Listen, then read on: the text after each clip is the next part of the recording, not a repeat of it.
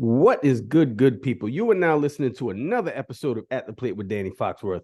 I am your humble narrator, Danny Foxworth, and today just going over some things in the baseball world that caught my eyes and ears. So I'm going to start off with the local team, the Charleston Riverdogs, the home squad, your two-time defending Carolina League champions.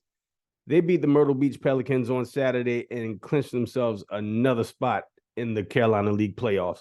So how the playoff system works in the Carolina League is whoever has the best record in the first and second half of the seasons in both divisions of the league, they clinch themselves a playoff spot. So I'm anxious to see if the Riverdogs can pull off this three-peat, man. I don't know if this has ever been done in minor league baseball, but this would be cool if it does happen. Now, getting to my beloved Texas Rangers, they just, man, they cannot catch a break with this damn bullpen. They can't get right. Roldis Chapman, signed him, had a spark when he started, but this man is crashed back down to earth, something serious. Just throwing nothing but walks. Well, hell, I can't put all the blame on him. Pretty much all of the relievers are for the Rangers.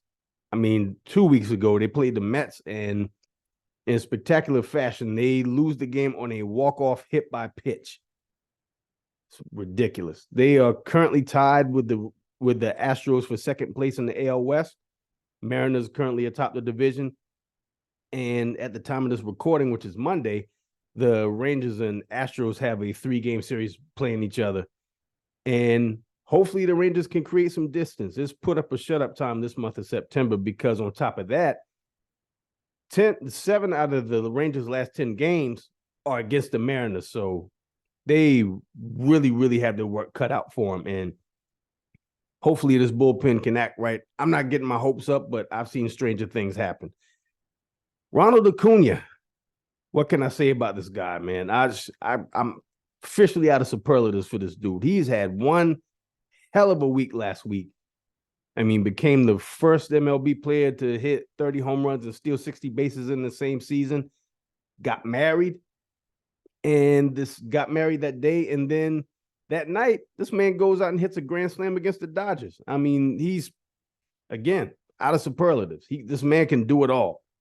My hands down, my favorite player of the league. This guy right here.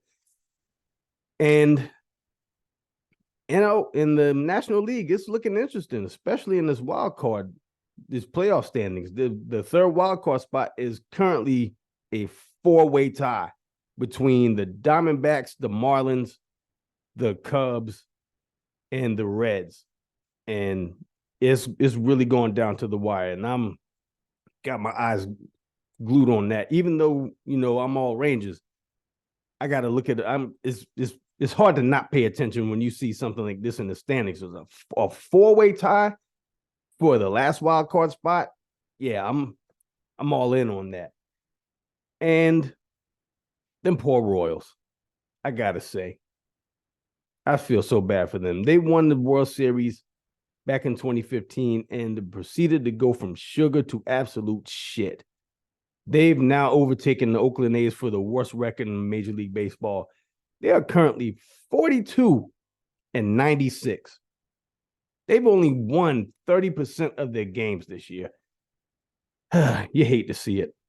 Shout out to the Royals, though. To this day, that's still my favorite ballpark.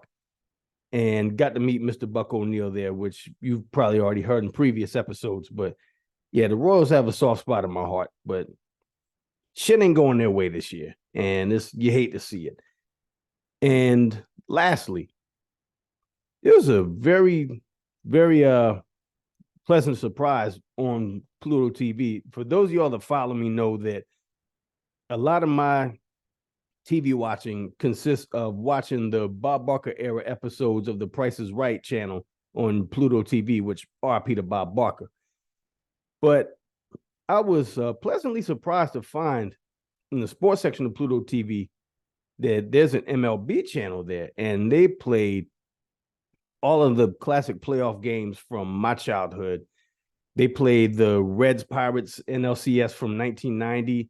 They played the infamous Sid Bream game in 92 between the Pirates and Braves, where he slid home and clinched the NL pennant for the Braves. And then yesterday they played the 93 World Series between Phillies and Blue Jays when Joe Carter hit that walk-off grand slam. And in a previous episode, I talked about me placing $20 on the Blue Jays in that series against my man Clarence Jameson, who picked the Phillies.